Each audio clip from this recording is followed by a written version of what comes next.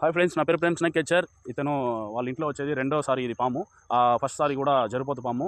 నేను వదులుతానో లేదా డౌట్ వచ్చి ఇక్కడే వచ్చి రిలీజ్ చేసినాము ఫారెస్ట్లో. ఇప్పుడు కూడా రెండోసారి జరుపతి పాము వచ్చింది.